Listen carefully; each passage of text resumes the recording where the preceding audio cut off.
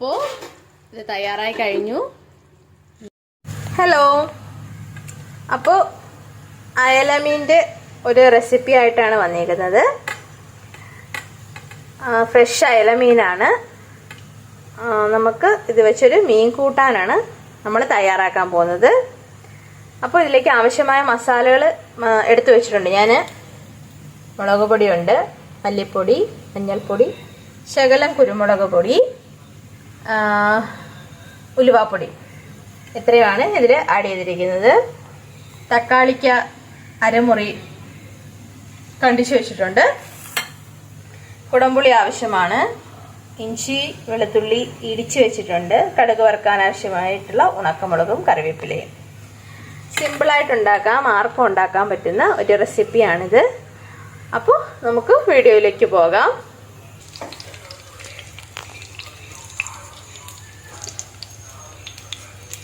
അപ്പോൾ ചട്ടി അടുപ്പത്ത് വെച്ച് ചൂടായി കഴിഞ്ഞു. കടുക് വറുക്കുകയാണ്. കടുക് പൊട്ടുമ്പോഴത്തേന് നമുക്ക് കറിവേപ്പില ഇട്ട് കൊടുക്കണം. കറിവേപ്പില ഇട്ട് കൊടുത്തു. ഇഞ്ചി വെളുത്തുള്ളി പേസ്റ്റ് ഇടിച്ചു വെച്ചതാണ്. തീ കുറച്ച് വെച്ച് കൊടുക്കുക. ഇഞ്ചി വെളുത്തുള്ളി ഇട്ട് വഴറ്റുക. അപ്പോൾ ഇത് ചെറുതായിട്ടൊന്ന് മൂത്ത് വന്നിട്ടുണ്ട്. ഇതിലേക്ക് നമുക്ക് തക്കാളിക്ക് ഇട്ട് കൊടുക്കാം.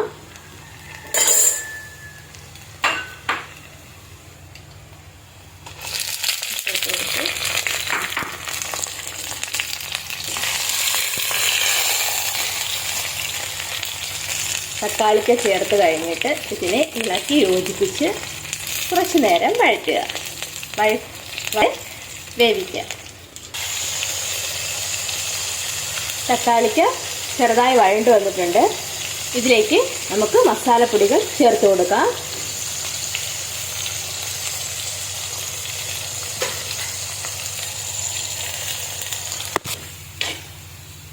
പച്ചമണം പോകുന്നതുവരെ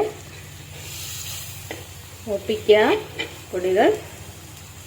മണം മാറി കഴിയുമ്പോഴത്തേന് കുറച്ച് വെള്ളം ചേർത്ത് ഇതിനെ നമുക്ക് വേവിച്ചു കൊടുക്കാം. പച്ചമണം മാറിയിട്ടുണ്ട്. വെള്ളം ചേർത്തു.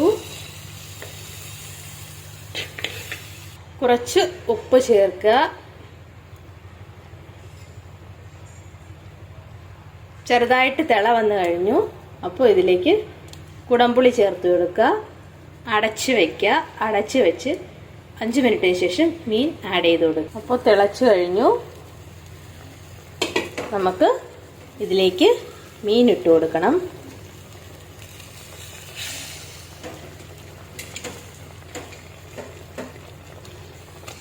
അയലമീൻ നല്ല ഒരു മീനാണ്.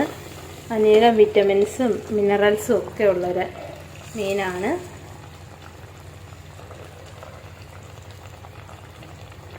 ശേഷം ഇതിനെ അടച്ച് വേവിക്കുക.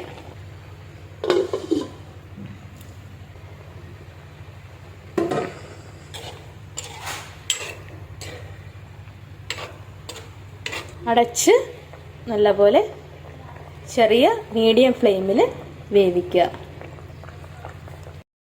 അപ്പോൾ ഇത് ഏകദേശം തയ്യാറായി കഴിഞ്ഞു.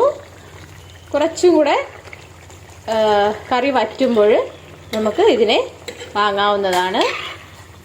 ഉപ്പും പുളിയും എല്ലാം കറക്റ്റ് പാകത്തിനാണ്.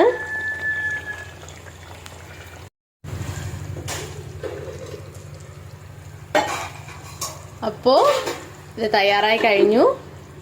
ഈസിയാണ്, സിമ്പിളാണ്, ആർക്കും ട്രൈ ചെയ്യാം. Thank you for watching video. By.